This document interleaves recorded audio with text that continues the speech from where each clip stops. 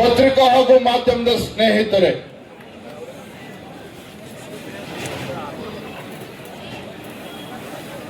ಕಳೆದ 6 ದಿನಗಳಿಂದ ಗುರ್ಲಾಪುರ ಕ್ರಾಸ್ನಲ್ಲಿ ರೈತರನ್ನು ಪ್ರತಿಭಟನೆ ಮಾಡ್ತಾ ಇದ್ರು. ಆ ಸಂದರ್ಭದಲ್ಲಿ ನನಗೆ ಬೆಳಗಾವಿ ಜಿಲ್ಲೆ ಅಧ್ಯಕ್ಷ ಇರ್ತಕ್ಕಂಥ ಸುಭಾಷ್ ಪಾಟೀಲ್ ರವರು, ನಮ್ಮ ರಾಜ್ಯಸಭಾ ಎಂಪಿ ಅವರು, ನಮ್ಮ ಎಲ್ಲಾ ಪಕ್ಷದ ಮುಖಂಡರು ಕಬ್ಬು ಬೆಳೆಗಾರರು ಬೀದಿಗಿಳಿದು ಹೋರಾಟ ಮಾಡ್ತಾ ಇದ್ದಾರೆ. ಆ ಹೋರಾಟಕ್ಕೆ ತಾವು ಬರಬೇಕು ಅಂತೇಳಿ ಮೊನ್ನೆ ದಿನ ನನಗೆ ದೂರವಾಣಿ ಕರೆ ಮಾಡಿ ತಿಳಿಸಿದ್ರು. ತತ್ಕ್ಷಣ ನಾನು ಕೂಡ ತೀರ್ಮಾನ ಮಾಡಿ ನಾನಿವತ್ತು ತಮ್ಮ ಹೋರಾಟದ ಜೊತೆ ನಾವು ಕೂಡ ಇರಬೇಕು ಅಂತ ನಾನು ಬಂದಿದ್ದೇನೆ. ನಾನು ಮೊದಲದಾಗಿ ಒಂದು ಮಾತನ್ನ ಹೇಳ್ತೇನೆ. ನಾನು ಇವತ್ತು ನಮ್ಮ ಕಬ್ಬು ಬೆಳೆಗಾರರು ಇವತ್ತು ತಾವೇನು ಹೋರಾಟ ಮಾಡ್ತಾ ಇದ್ದೇವೆ. ನಾನಿಲ್ಲಿ ಶಿಕಾರಿಪುರ ಕ್ಷೇತ್ರದ ಶಾಸಕನಾಗಿ ಬಂದಿಲ್ಲ, ರಾಜ್ಯ ಭಾರತೀಯ ಜನತಾ ಪಾರ್ಟಿ ಅಧ್ಯಕ್ಷನಾಗಿ ಬಂದಿಲ್ಲ. ಅದರ ಬದಲಾಗಿ ಈ ನಾಡು ಕಂಡಂತ ಅಪ್ರತಿಮ ಹೋರಾಟಗಾರ, ರೈತ ನಾಯಕ ಸನ್ಮಾನ್ಯ BS ಯಡಿಯೂರಪ್ಪನವರ ಮಗನಾಗಿ ಇವತ್ತು ನಾನು ಹೋರಾಟಕ್ಕೆ ನಿಮ್ಮ ಜೊತೆ ಬಂದಿದ್ದೇನೆ. ರೈತ ನಾಯಕರ ಮಗನಾಗಿ ಹೋರಾಟಕ್ಕೆ ನಾನು ಬಂದಿದ್ದೇನೆ. ನಾನು ಈ ವೇದಿಕೆ ಮೂಲಕ ರಾಜಕಾರಣವನ್ನ ಮಾತನಾಡೋದಕ್ಕೆ ಇಷ್ಟಪಡೋದಿಲ್ಲ. ಆದ್ರೆ ಹೋರಾಟಕ್ಕೆ ನಾನು ಕೂಡ ನಿಮ್ಮ ಜೊತೆ ತುಮಕಿದ್ದೇನೆ ಅಂತ ಹೇಳಿದ್ರೆ, ಈ ನಾಡಿಗೆ 2 ತುತ್ತು ಅನ್ನವನ್ನ ಕೊಡ್ತಕ್ಕಂತ ರೈತರ ಪರವಾಗಿನ ಹೋರಾಟಕ್ಕೆ ಧುಮುಕಿದ್ದೇನೆ ವಿನಃ ಸಕ್ಕರೆ ಕಾರ್ಖಾನೆಗಳ ಮಾಲೀಕರ ಪರವಾಗಿ ವಕಾಲತ್ತು ವಹಿಸಿಕೊಂಡ ಇಲ್ಲಿ ಬಂದಿಲ್ಲ. ಸರ್ಕಾರಿ ಕಾರ್ಖಾನೆಗಳ ಮಾಲೀಕರ ಪರವಾಗಿನ ವಕಾಲತ್ತು ವಹಿಸಿಕೊಂಡ ಬಂದಿಲ್ಲ. ಈ ನಾಡಿಗೆ 2 ತುತ್ತು ಅನ್ನವನ್ನ ಕೊಡ್ತಕ್ಕಂತ ರೈತನ ಬೆನ್ನೆಲುಬಿಗೆ ನಿಲ್ತಕ್ಕಂಥದ್ದು ಈ ರಾಜ್ಯದ ಒಂದು ಪ್ರತಿಯೊಂದು ರಾಜಕೀಯ ಪಕ್ಷದ ಒಂದು ಆದ್ಯ ಕರ್ತವ್ಯ. ಕಳೆದ 6 ದಿನಗಳಿಂದ ಬೆಳಗಾವಿ, ಬಾಗಲಕೋಟೆ, ಬಿಜಾಪುರ 3 ಜಿಲ್ಲೆಗಳ ಕಬ್ಬು ಬೆಳೆಗಾರರು ಕಬ್ಬಿನ ಬೆಲೆ ನಿಗದಿ ಮಾಡಬೇಕು, ತಮ್ಮ ನ್ಯಾಯಯುತವಾಗಿರ್ತಕ್ಕಂಥ ಬೇಡಿಕೆಗೆ ನಾವು ಕೂಡ ಧ್ವನಿಗೂಡಿಸಬೇಕು ಅಂತ ಹೇಳಿ ನಾವಿವತ್ತು ಬಂದಿರತಕ್ಕಂಥದ್ದು.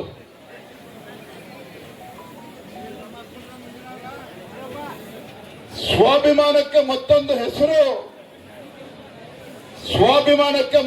ಹೆಸರು ರೈತ.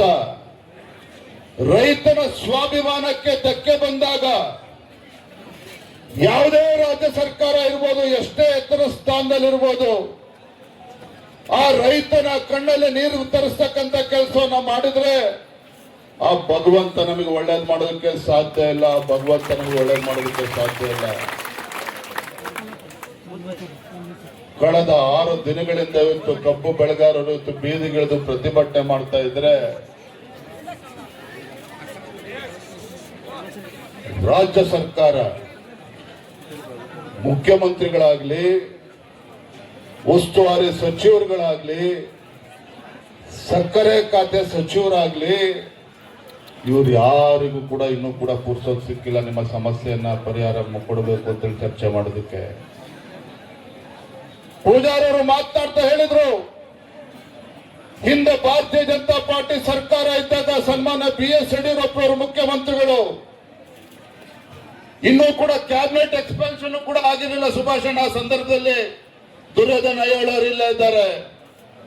ಕ್ಯಾಬಿನೆಟ್ ಎಕ್ಸ್ಪಾನ್ಷನ್ ಕೂಡ ಆಗಿರಲಿಲ್ಲ. ಉತ್ತರ ಕರ್ನಾಟಕ ಭೀಕರ ಮಳೆಯಿಂದ ರೈತರು ಸಂಕಷ್ಟದಲ್ಲಿದ್ದರು. ರೈತರು ಬೆಳೆದಂತ ಬೆಳೆ ಸಂಪೂರ್ಣವಾಗಿ ನೀರಲ್ಲಿ ಮುಳುಗೋಗಿತ್ತು. ಏನಪ್ಪ ಇದು, ಬೆಳೆದಂತ ಬೆಳೆ ಕೈಗೆ ಬಂದಂತ ತುತ್ತು ಬಾಯಿಗೆ ಬರಲಿಲ್ಲ ಅಂತ ಹೇಳಿ ರೈತರು ತಲೆ ಮೇಲೆ ಕೈ ಹೊತ್ಕೊಂಡು ಕೂತಂತ ಸಂದರ್ಭದಲ್ಲಿ ನಿಮ್ಮ ಮುಖ್ಯಮಂತ್ರಿಗಳು, ಯಡಿಯೂರಪ್ಪರ ಅಂದಿನ ಮುಖ್ಯಮಂತ್ರಿಗಳು ಏಕಾಂಗಿಯಾಗಿದ್ರು ಸಹ ಬೆಳಗಾವಿ ಜಿಲ್ಲೆಗೆ ಬಂದ್ರು, ಚಿಕ್ಕೋಡಿಗೆ ಬಂದ್ರು, ರಾಯಚೂರು, ಕೊಪ್ಪಳ ಎಲ್ಲ ಜಿಲ್ಲೆಗಳಿಗೂ ಕೂಡ ಬಂದ್ರು. ರೈತರ ಸಂಕಷ್ಟಕ್ಕೆ ಪರಿಹಾರವನ್ನು ನೀಡುವಂತ ಕೆಲಸವನ್ನ ಮಾಡಿದ್ರು. ಕೇಂದ್ರ ಸರ್ಕಾರ ಪರಿಹಾರ ಕೊಡ್ಲಿ ಅಂತೇಳಿ ಕಾಯ್ಕೊಂಡು ಕೂರ್ಲಿಲ್ಲ.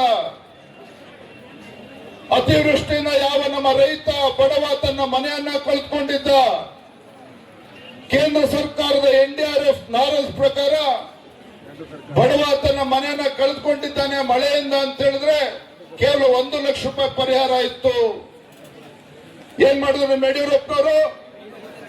1 ಲಕ್ಷದಿಂದ ನನ್ನ ರೈತ ಬಡವ ಮನೆ ಕಟ್ಕೊಳ್ಳೋದಕ್ಕೆ ಸಾಧ್ಯ ಆಗೋದಿಲ್ಲ ಅಂತ ಹೇಳಿ ತತ್ಕ್ಷಣ ಅದೇ ಸ್ಪಾಟ್ ಅಲ್ಲಿ ಬೆಳಗಾವಿನಲ್ಲಿ ಇದ್ಕೊಂಡು ಮನೆ ಕಳ್ಕೊಂಡಂತ ರೈತನಿಗೆ ಪರಿಹಾರ ಎಷ್ಟು ಕೊಟ್ರು? 5 ಲಕ್ಷ ರೂಪಾಯಿ ಘೋಷಣೆ ಮಾಡಿದ್ರು. 5 ಲಕ್ಷ ರೂಪಾಯಿ ಘೋಷಣೆ ಮಾಡಿದ್ರು.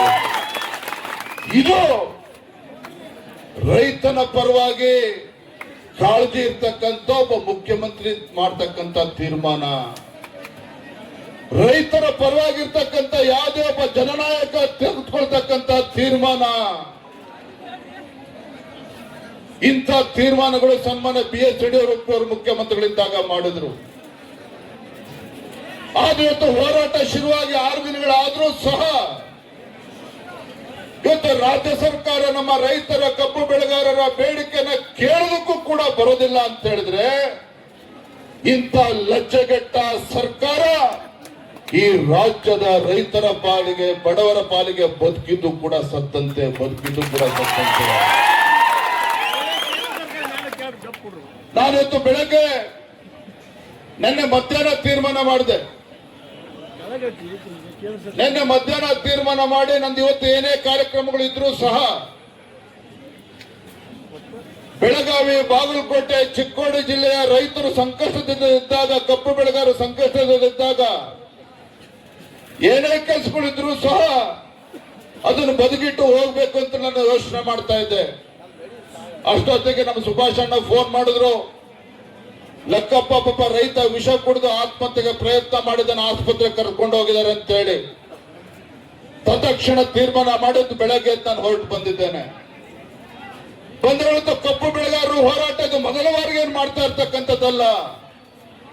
ಮೊದಲ ಬಾರಿಗೆ ಕಬ್ಬು ಬೆಳೆಗಾರರು ಬೀದಿಗಿಳಿದು ಹೋರಾಟ ಮಾಡ್ತಾ ಇರುವಂತದ್ದಲ್ಲ. ಇದೇ ಸಿದ್ದರಾಮಯ್ಯನವರು ಹಿಂದೆ ರಾಜ್ಯದ ಮುಖ್ಯಮಂತ್ರಿಗಳಿದ್ದಾಗ ಬೆಳಗಾವಿನಲ್ಲಿ ಅಧಿವೇಶನ ನಡೀತಾ ಇದ್ದಾಗ ಕಬ್ಬು ಬೆಳೆಗಾರರು ಇವತ್ತು ವೈಜ್ಞಾನಿಕ ಬೆಲೆ ಸಿಗಬೇಕು ಅಂತೇಳಿ ಹೋರಾಟವನ್ನ ಮಾಡ್ತಾ ಇದ್ರು. ಏನಾಯ್ತು? 2014ರಲ್ಲಿ ಕಬ್ಬು ಬೆಳೆಗಾರರು ಹೋರಾಟ ಮಾಡ್ತಾ ಇದ್ದಾಗ ವಿಠ್ಠಲ್ ಅರಬಾವಿ ಕಬ್ಬು ಬೆಳೆಗಾರ ಆತ್ಮಹತ್ಯೆ ಮಾಡಿಕೊಂಡ, ತನ್ನ ಪ್ರಾಣವನ್ನ ಕಳೆದುಕೊಂಡ. ಯಡಿಯೂರಪ್ಪ ಕೈ ಕಟ್ಕೊಂಡು ಕೂರ್ಲಿಲ್ಲ. ಸದನದ ಒಳಗಡೆ, ಸದನದ ಹೊರಗಡೆ ಗುಡುಗಿದ ಪರಿಣಾಮವಾಗಿ ಇದೇ ಸಿದ್ದರಾಮಯ್ಯನವರು ಅಂದಿನ ಮುಖ್ಯಮಂತ್ರಿಗಳು 150 ರೂಪಾಯಿ ಹೆಚ್ಚು ದರವನ್ನ ಕೊಡ್ತಕ್ಕಂಥ ತೀರ್ಮಾನ ಮಾಡುವಂತ ಅನಿವಾರ್ಯತೆ ಸೃಷ್ಟಿ ಆಯಿತು ಅವತ್ತು 2014ರಲ್ಲಿ. ನಾನಿವತ್ತು ರಾಜ್ಯ ಸರ್ಕಾರಕ್ಕೆ ಕೇಳೋದಕ್ಕೆ ಇಚ್ಛೆ ಪಡ್ತೇನೆ. ನಾನಿವತ್ತು ರಾಜ್ಯದ ಅಧ್ಯಕ್ಷನಾಗಿ ಇಲ್ಲಿ ರಾಜಕಾರಣ ಮಾಡೋದಕ್ಕೆ ಬಂದಿಲ್ಲ. ಆದ್ರೆ ಸಂಕಷ್ಟದಲ್ಲಿರ್ತಕ್ಕಂಥ ರೈತರ ಪರವಾಗಿ ಧ್ವನಿ ಎತ್ತುವಂಥದ್ದು ನಮ್ಮೆಲ್ಲರ ಕರ್ತವ್ಯ ಇದೆ. ಬಂಧುಗಳೇ, ರೈತ ಅಂತ ಹೇಳಿದ್ರೆ ಆ ಜಾತಿ ಈ ಜಾತಿ ಅಲ್ಲ. ರೈತ ಅಂತ ಹೇಳಿದ್ರೆ ಆ ಪಕ್ಷ ಈ ಪಕ್ಷ ಅಂತ ಅಲ್ಲ. ರೈತ ಅಂತ ಹೇಳಿದ್ರೆ ಪಕ್ಷಾತೀತವಾಗಿ, ಜಾತ್ಯತೀತವಾಗಿ ನಿಮ್ಮ ಪರವಾಗಿ ಧ್ವನಿ ಎತ್ತಕ್ಕಂಥದ್ದು ನಮ್ಮೆಲ್ಲರ ಕರ್ತವ್ಯ. ಅದಕ್ಕೋಸ್ಕರ ನಾನು ಬಂದಿದ್ದೇನೆ. ನಮ್ಮ ಮುಖಂಡರು ಮಾತನಾಡ್ತಾ ಇದ್ರು, FRP ಬಗ್ಗೆ ಮಾತನಾಡ್ತಾ ಇದ್ರು. ನಾನು ನಿಮಗೆ ಕೇಳೋದಕ್ಕೆ ಇಚ್ಛೆ ಪಡ್ತೇನೆ, ಇಡೀ ದೇಶದಲ್ಲಿ ಒಂದೇ FRP ದರ ಇರುವಂತದ್ದು. ಪಕ್ಕದ ಮಹಾರಾಷ್ಟ್ರದಲ್ಲಿ ಅಲ್ಲಿ ಕಬ್ಬು ಬೆಳೆಗಾರರಿಗೆ 3,400 ರೂಪಾಯಿಯನ್ನ ಕೊಡ್ತಾರೆ. ಇಲ್ಲೇನ್ ದಾಡಿ ಆಗಿದೆ ನಮಗಾಗಾದ್ರೆ? ಮುಖ್ಯಮಂತ್ರಿಗಳ ಕರ್ತವ್ಯ ಅಲ್ವಾ? ಇವತ್ತು ಕಬ್ಬಿನ ಸೀಸನ್ ಕಾರ್ಖಾನೆ ಪ್ರಾರಂಭ ಆಗುವ ಮುಂಚಿತವಾಗಿ ಯಾವುದೇ ಒಂದು ರಾಜ್ಯ ಸರ್ಕಾರ ರೈತರ ಪರವಾಗಿರ್ತಕ್ಕಂಥ ರಾಜ್ಯ ಸರ್ಕಾರ ಕಾಳಜಿ ಇದ್ದಿದ್ದೇ ಆಗಿದ್ರೆ ಸೀಸನ್ ಪ್ರಾರಂಭ ಆಗುವ ಮುಂಚಿತವಾಗಿ ರೈತ ಮುಖಂಡರನ್ನ ಕಾರ್ಖಾನೆ ಮಾಲೀಕರನ್ನ ಕೂರಿಸಿ ದರ ನಿಗದಿ ಮಾಡುವಂತ ಕೆಲಸ ಆಗ್ಬೇಕಾಗಿತ್ತು. ಹಿಂದೆ ಯಡಿಯೂರಪ್ಪನವರು ಮುಖ್ಯಮಂತ್ರಿಗಳಿದ್ದಾಗ ಅದೇ ಕೆಲಸವನ್ನ ಮಾಡಿದ್ರು ಇಲ್ಲೋ? ಇದೇ ಸೀಸನ್ ಶುರುವಾಗುವ ಮುಂಚಿತವಾಗಿ ಕಾರ್ಖಾನೆ ಮಾಲೀಕರನ್ನ ರೈತರನ್ನ ಕೂರಿಸಿ ದರವನ್ನ ನಿಗದಿ ಮಾಡುವಂತ ಕೆಲಸ ಮಾಡಿದ್ರು.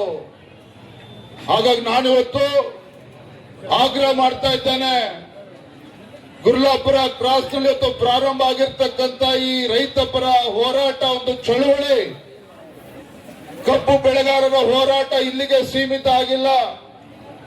ನೀವು ಮಾಡಿದಂತ ಹೋರಾಟದ ಪರಿಣಾಮವಾಗಿ ಬೈಲೊಂಗಲದಲ್ಲಿ ಇವತ್ತು ರೈತರು ಕಬ್ಬು ಬೆಳೆಗಾರರು ಬೀದಿಗಿಡಿದು ಹೋರಾಟ ಮಾಡ್ತಾ ಇದ್ದಾರೆ.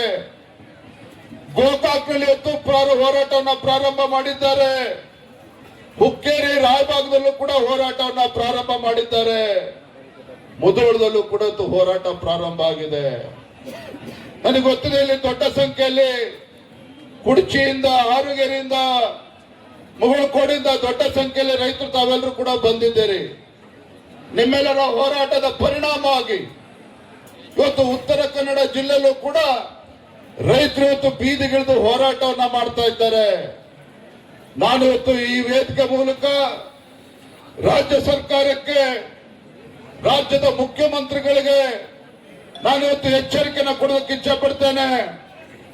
ಮಾನ್ಯ ಮುಖ್ಯಮಂತ್ರಿಗಳೇ, ಮಾನ್ಯ ಸಕ್ಕರೆ ಖಾತೆ ಸಚಿವರು, ಹಾಗೇನೆ ನಮ್ಮ ಉಸ್ತುವಾರಿ ಸಚಿವರುಗಳು ತಾವೇನಿದ್ದೀರಿ. ಈಗ ಸಮಯ 1 ಗಂಟೆ 10 ನಿಮಿಷ ಆಗಿದೆ. ನಮ್ಮ ಪೂಜಾರ್ ಅವರು ಮಾತನಾಡ್ತಾ ಹೇಳಿದ್ರು, ರಾಜ್ಯದ ಅಧ್ಯಕ್ಷರು 3-4 ತಾಸು ಇಲ್ಲಿ ಇರಬೇಕು, ಇಲ್ಲಿದ್ದು ರೈತರ ಹೋರಾಟಕ್ಕೆ ಬೆಂಬಲವನ್ನು ಕೊಡಬೇಕು, ಪರಿಹಾರವನ್ನು ಕೂಡ ಕೊಡಬೇಕು ಅನ್ನೋ ಮಾತನ್ನು ಹೇಳಿದ್ದಾರೆ.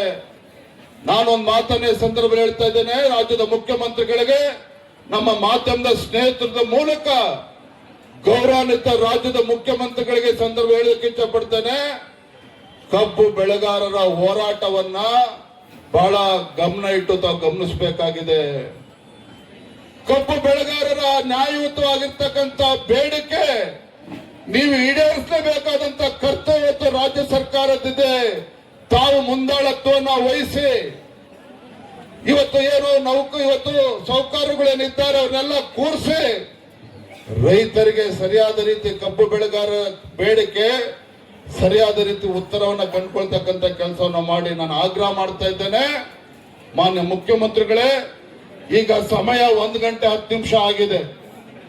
ಸಮಯ 1 ಗಂಟೆ 10 ನಿಮಿಷ ಆಗಿದೆ. ಸಂಜೆ 5 ಗಂಟೆ ಒಳಗಾಗಿ ಅಧಿಕಾರಿಗಳು ಬರ್ತಾರೋ, ಉಸ್ತುವಾರಿ ಸಚಿವರು ಬರ್ತಾರೋ, ಸಕ್ಕರೆ ಸಚಿವರು ಬರ್ತಾರೋ ಅಥವಾ ಮುಖ್ಯಮಂತ್ರಿಗಳು ಎಲ್ಲಿ ಬರ್ತಾರೋ ನನಗೆ ಗೊತ್ತಿಲ್ಲ. ಕಬ್ಬು ಬೆಳೆಗಾರರ ನ್ಯಾಯಸಮ್ಮತ ಬೇಡಿಕೆಯನ್ನ ಈಡೇರಿಸುವವರೆಗೂ ಸಹ ನಾವಿಲ್ಲಿ ಎದ್ದೇಳೋದಿಲ್ಲ. ಅಷ್ಟೇ ಅಲ್ಲ, ನಾಳೆ ದಿನ ನಮ್ಮ ಮುಖಂಡರು ಮಾತನಾಡ್ತಿದ್ರು, ಅಣ್ಣ ನಾಳೆ ನೀವು ಹುಡ್ತಪ್ಪ ಇದೆ ಬೆಂಗಳೂರಿಗೆ ಹೋಗಿ ಬಹಳ ಜನ ಬರ್ತಾರೆ ಅಂತೇಳಿ. ರೈತರು ಬೀದಿಗಿಳಿದು ಹೋರಾಟ ಮಾಡ್ತಾ ಇರುವಾಗ, ಕಬ್ಬು ಬೆಳೆಗಾರರು ಬೀದಿಗಿಳಿದು ಹೋರಾಟ ಮಾಡುವಾಗ ನಿಮ್ಮ ವಿಜಯೇಂದ್ರ ಬೆಂಗಳೂರಲ್ಲಿ ಕುತ್ಕೊಂಡು ಹುಟ್ಟುಹಬ್ಬ ಆಚರಣೆ ಮಾಡುವಂತ ಪ್ರಶ್ನೆ ಇಲ್ಲ. ನಾನು ಕೂಡ ಇಲ್ಲೇ ಇರ್ತೇನೆ. ನಾಳೆನೂ ಕೂಡ ನಮ್ಮ ಕಬ್ಬು ಬೆಳೆಗಾರರು ಹೋರಾಟಗಾರರು ತಾವೇನಿದ್ದೀರಿ, ನಾಳೆನೂ ಕೂಡ ಇಲ್ಲಿ ಇತ್ತು ನಮ್ಮ ರೈತರ ಸಮಸ್ಯೆಗೆ ಪರಿಹಾರ ಸಿಗಬೇಕು. ಆ ನಿಟ್ಟಿನಲ್ಲಿ ನಾಳೆನೂ ಕೂಡ ನಿಮ್ ಜೊತೆ ಇರ್ತೇನೆ. ನೀವು ಯಾವುದಕ್ಕೂ ಕೂಡ ನಾವು ಒಂದ್ ಮಾತನ್ನು ಹೇಳ್ತೇನೆ, ಮತ್ತೊಮ್ಮೆ ನಾನು ಮತ್ತೆ ಹೇಳ್ತೇನೆ, ನಾನು ಯಡಿಯೂರಪ್ಪನವ್ರ ಮಗ ಬಂದಿದ್ದೇನೆ. ಇಲ್ಲೇನೋ ನಿಮ್ ಚಪ್ಪಾಳೆ ಗಿಟ್ಟಿಸ್ಕೊಂಡು ಶಬಾಷ್ಗಿರಿ ತೆಗೆದುಕೊಂಡು ಹೋಗಕ್ ನಾನು ಬಂದಿಲ್ಲ. ಇವತ್ತು ಯಡಿಯೂರಪ್ಪ ಗುಡುಗಿದರೆ ವಿಧಾನಸೌಧ ನಡುಗುವುದು ಅಂತ ಹೇಳ್ತಾ ಇದ್ರು. ಯಡಿಯೂರಪ್ಪ ಗುಡುಗಿದರೆ ವಿಧಾನಸೌಧ ನಡುಗುವುದು ಅಂತ ಹೇಳ್ತಾ ಇದ್ರು. ಆದ್ರೆ ಇವತ್ತು ಹೇಳ್ತಾ ಇದ್ದೇನೆ, ಇವತ್ತು ಬೀದಿಗಿಳಿದು ನಮ್ಮ ಕಬ್ಬು ಬೆಳೆಗಾರರನ್ನು ಹೋರಾಟ ಮಾಡ್ತಾ ಇದ್ದಾರೆ. ಈ ಹೋರಾಟದ ಕಿಚ್ಚು ಇಲ್ಲಿಗೆ ಆರಿಸ್ತಕ್ಕಂಥ ಕೆಲಸವನ್ನ ರಾಜ್ಯ ಸರ್ಕಾರ ಮಾಡಲಿಲ್ಲ ಅಂತ ಹೇಳಿದ್ರೆ ಇಡೀ ರಾಜ್ಯಕ್ಕೆ ಈ ರೈತರ ಕಿಚ್ಚು ಇಡೀ ರಾಜ್ಯಕ್ಕೆ ಹರಡ್ತದೆ. ಅದಕ್ಕೆ ಮುಂಚಿತವಾಗಿ ರಾಜ್ಯ ಸರ್ಕಾರ ಎಚ್ಚೆತ್ಕೊಳ್ಬೇಕು ಅನ್ನೋ ಆಗ್ರಹವನ್ನ ಈ ಸಂದರ್ಭದಲ್ಲಿ ಮಾಡ್ತಾ ನಿಮ್ಮ ಹೋರಾಟ ಇವತ್ತು ನ್ಯಾಯಬದ್ಧವಾಗಿದೆ. ನಿಮ್ಮ ಹೋರಾಟಕ್ಕೆ ಜಯ ಸಿಕ್ಕೇ ಸಿಗ್ತದೆ. ಯಾರು ಕೂಡ ಅಂಜುವಂತ ಪ್ರಶ್ನೆ ಇಲ್ಲ ಅನ್ನೋ ಮಾತನ್ನ ಈ ಸಂದರ್ಭದಲ್ಲಿ ಹೇಳ್ತಾ ಇವತ್ತು ನಾನು ಕೂಡ ಸಂಜೆ 5 ಗಂಟೆ ತನಕ ಗಡುವನ್ನ ನೀಡಿದ್ದೇನೆ. ಮತ್ತೊಮ್ಮೆ ಹೇಳ್ತೇನೆ, ಉಸ್ತುವಾರಿ ಸಚಿವರಲ್ಲಿ ಇವತ್ತು ರೈತರು ಇವತ್ತು ಯಾವುದೇ ಅಹಂಕಾರ ಇಲ್ಲ. ರೈತರು ಯಾವುದೇ ಸೊಕ್ಕಿನಿಂದ ಇವತ್ತು ಇಲ್ಲಿ ಕೂತಿರ್ತಕ್ಕಂಥದ್ದಲ್ಲ. ರೈತರು ತಮ್ಮ ಹೊಟ್ಟೆ ಪಾಡು. ಇವತ್ತು ಸಾಹುಕಾರರು ಒಳ್ಳೆ ಆರಾಮಾಗಿರ್ಲಿ, ನಮ್ದೇ ತಕರಾರಿಲ್ಲ. ಆದ್ರೆ ಅವ್ರು ಆರಾಮಾಗಿರ್ಬೇಕು ಅಂತೇಳಿ ನಮ್ಮ ರೈತರು ಕೂಡ ಆರಾಮಾಗಿರ್ಬೇಕು. ಅವರು ಕೂಡ 2 ತುತ್ತು ಅನ್ನವನ್ನ ನೆಮ್ಮದಿಯಿಂದ ತಿನ್ನುವಂತ ದಿನಗಳು ಬರಬೇಕು. ಹಾಗಾಗಿ ಮತ್ತೊಮ್ಮೆ ಹೇಳ್ತೇನೆ, ಸಂಜೆ 5 ಗಂಟೆ ಒಳಗಾಗಿ ಸರ್ಕಾರ ಯಾವ್ದಾದ್ರು ಒಂದು ತೀರ್ಮಾನಕ್ಕೆ ಬರಬೇಕಾಗ್ತದೆ. ಇಲ್ಲ ನಾನು ನಾಳೆನೂ ಕೂಡ ನಿಮ್ ಜೊತೆ ಹೋರಾಟದಲ್ಲಿ ಇರ್ತೇನೆ ಅನ್ನೋ ಮಾತನ್ನ ಸಂದರ್ಭ ಹೇಳ್ತಾ ತಮ್ಮ ಹೋರಾಟಕ್ಕೆ ಜಯವಾಗಲಿ ಅಂತ ಹೇಳಿ ನನ್ನ ಮಾತನ್ನು ಮುಗಿಸ್ತಾ ಇದ್ದೇನೆ. ಬಲೋ ಭಾರತ್ ಮಾತಾ ಕಿ, ಬಲೋ ಭಾರತ್ ಮಾತಾ ಕಿ. ರೈತ ಪರ ಹೋರಾಟಕ್ಕೆ, ರೈತ ಪರ ಹೋರಾಟಕ್ಕೆ, ಕಬ್ಬು ಬೆಳೆಗಾರರ ಹೋರಾಟಕ್ಕೆ, ಕಬ್ಬು ಬೆಳೆಗಾರರ ಹೋರಾಟಕ್ಕೆ. ನಮಸ್ಕಾರ.